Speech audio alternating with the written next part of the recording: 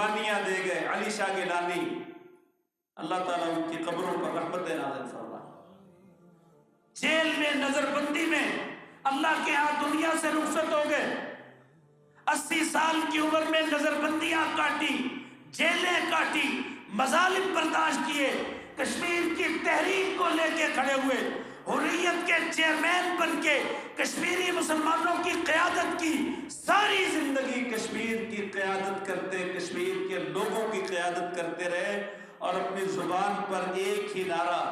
علی شاہ گیلانی رحمہ اللہ جب اپنے آخری وقت میں آخری لمحوں میں تھے تو زبان پر ایک ہی لفظ تھا، پاک سرزمین، پاک سرزمین، پاک سرزمین۔ پاکستان سے اتنی محبت، یار تم نے اتنی قربانیاں پیش کی، اپنے بچے میدانوں میں قربان کر دیے، اپنی عورتوں کی قربانیاں دے دی، عزتوں عصمتوں اور چادروں پہ حملے ہو گئے، گھروں کو مسمار کر دیا گیا، مساجد میں پابندیاں لگائی گئی، مسلمانوں کو کھڑا ہونے سے روکا گیا، نوجوانوں کی گرفتاریاں کی گئی، بچوں پر مظالم ڈھائے گئے اور ظلموں پر بریت کے پہاڑ توڑے گئے۔ میں قربان جاؤں اپنے ان بھائیوں، ماؤں، بہنوں، بیٹیوں، بزرگوں پر جو آج بھی اس نعرے کے ساتھ کھڑے ہیں، کشمیر بنے گا پاکستان، پاکستان سے رشتہ کیا، لا الہ الا اللہ۔ میرے قابل قدر بھائیوں، اس میں کوئی کسی بھی طرح کے ان کے ارادے متزلزل نہیں ہیں، ان کے قدم میدانوں میں ڈٹے ہیں تو آج بھی ڈگمگائے نہیں ہیں۔ ہاں آخر میں اپنے آپ سے تو سوال کر سکتا ہوں، میں اپنے 56 سے زائد مسلم حکمرانوں سے، مسلمانوں کے اتنے بڑے اتحاد OIC کے پلیٹ فارم سے، بڑی بڑی حکومتیں رکھنے والے اور بڑی بڑی مضبوط اکانومی رکھنے والے مسلم حکمرانوں سے کم از کم ہم یہ سوال تو کر سکتے ہیں، مسلمانوں کہاں کھڑے ہو؟ آج بھی ہم اسی طرح کی اپنی سیاسی لڑائی لڑ رہے ہیں، آج بھی ہم اپنے بھائیوں کو، اپنی قوم کے لوگوں کو تعصبات میں دھکیل رہے ہیں، کہیں پارٹی کی نفرتیں، کہیں سیاسی نفرتیں، کہیں فرقوں کی نفرتیں، کہیں لسانیت کی تباہیاں، کہیں صوبائیت کے تعصبات، اور پھر رہی صحیح کسر ہم آپس میں قبائل اور خاندانوں میں بانٹ کے بیٹھ جاتے ہیں۔ آج اس مشکل ترین وقت میں بھی فلسطین کے مظلوم اپنی جنگ لڑ رہے ہیں، کشمیری اپنی جنگ لڑ رہے ہیں، پاکستان کے حکمرانوں کی طرف سے ایک خطرناک قسم کی مجرمانہ خاموشی اور غفلت آج بھی برقرار ہے۔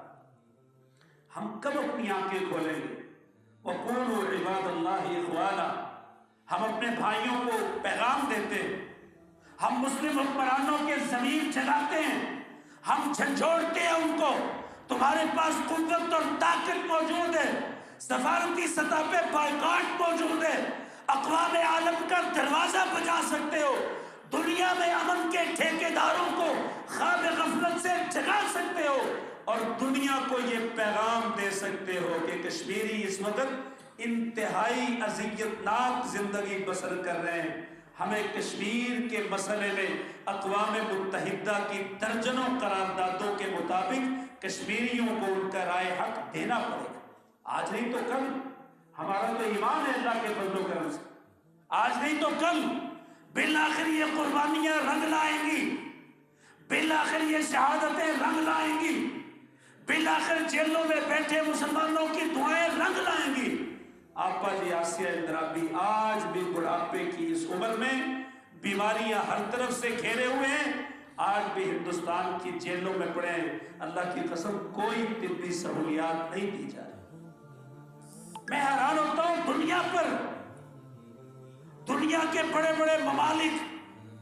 دنیا میں بڑی بڑی قوتیں رکھنے والے لوگ، اور امریکہ کی لونڈی UN اقوام متحدہ،